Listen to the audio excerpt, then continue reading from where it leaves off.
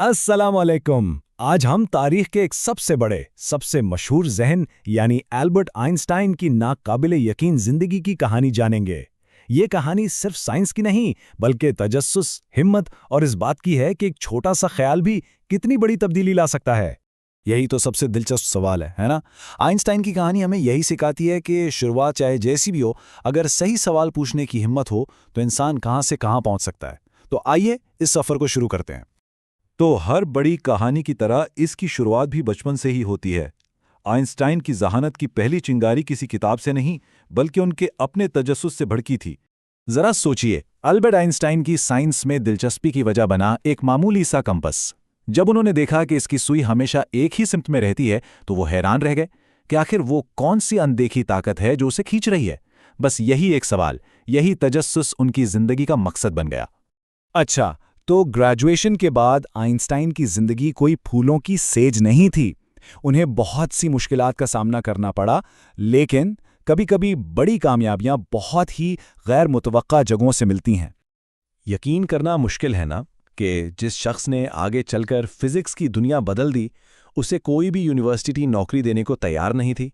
इससे एक बात तो साफ जाहिर है कि नाकामी सिर्फ एक पड़ाव है, मंजिल नहीं। और शायद ये पेटेंट ऑफिस की नौकरी ही उनके लिए सबसे अच्छी चीज़ साबित हुई। दिन भर वो दूसरों की इजादात का जायजा लेते और जो भी फारिग वक्त मिलता उसमें कायनात के सबसे बड़े राजों पर गौर करते। ये पुरसुकून माहौल उनके इनकलाबी ख्यालात के लिए बेहतरीन था। और फिर वो साल आया, एक ऐसा साल जब इस नौजवान पेटेंट क्लर्क ने अपनी छोटी सी मेज पर बैठे बैठे साइंस की दुनिया में एक तूफान बर्पा कर दिया। जी हां, साल था 1905। साइंस की तारीख में इसे एनस मिराबिलिस यानी मौजिज़ाती साल के नाम से याद किया जाता है। क्यों? क्योंकि सिर्फ एक साल में आइंस्टाइन ने 4 ऐसे पेपर्स शाये किए जिन्होंने फिजिक्स की बुनियादें ही हिलाकर रख दीं। अगर आसान लफ्ज़ों में समझें तो आइंस्टाइन ने बताया कि वक्त और फासला ऐसी चीज़ें नहीं हैं जो सबके लिए एक जैसी हों। ये देखने वाले की रफ्तार पर मुनहसर हैं। ये एक ऐसा ख्याल था जिसने कायनात को देखने का हमारा पूरा अंदाज ही बदल कर रख दिया। और ये तो दुनिया की सबसे मशहूर इक्वेशन है। ये छोटी सी मसावात कायनात का एक बहुत बड़ा राज बताती है कि मादे की एक मामूली सी मिकदार भी अगर तवानाई में बदले तो वो बेपनाह नाकाबिले तसव्वुर तवानाई का तूफान बन सकती है। एटमी तवानाई की बुनियाद यही उसूल है। और यहाँ एक बहुत ही हैरानकुन बात सामने आती है। आइंस्टाइन को नोबेल इनाम उनके सबसे मशहूर काम यानी नज़रिया इजाफियत पर नहीं, बल्कि फोटो इलेक्ट्रिक इफेक्ट की दरियाफ्त पर मिला था।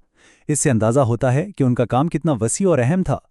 शोहरत मिलने के बाद आइंस्टाइन सिर्फ एक साइंसदान नहीं रहे, वो इंसानियत, अमन और इंसाफ के लिए एक बहुत मजबूत आवाज़ बनकर भी उभरे। जब जर्मनी में हिटलर की वजह से हालात बिगड़ने लगे तो आइंस्टाइन ने जुल्म के खिलाफ खड़े होने का फैसला किया।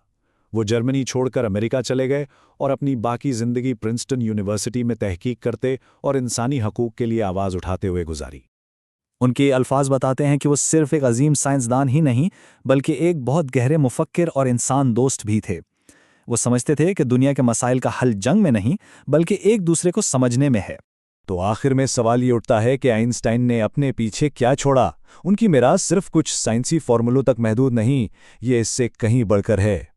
चलें, कुछ दिलचस्प बातें जानते हैं आइंस्टाइन के बारे में, जो हमें याद दिलाती हैं कि वो भी एक इंसान थे। उन्हें वायलिन बजाने का बहुत शौक था। वो बहुत सादा जिंदगी गुजारते थे और हाँ, उन्हें जुराबें पहनना बिल्कुल पसंद नहीं था।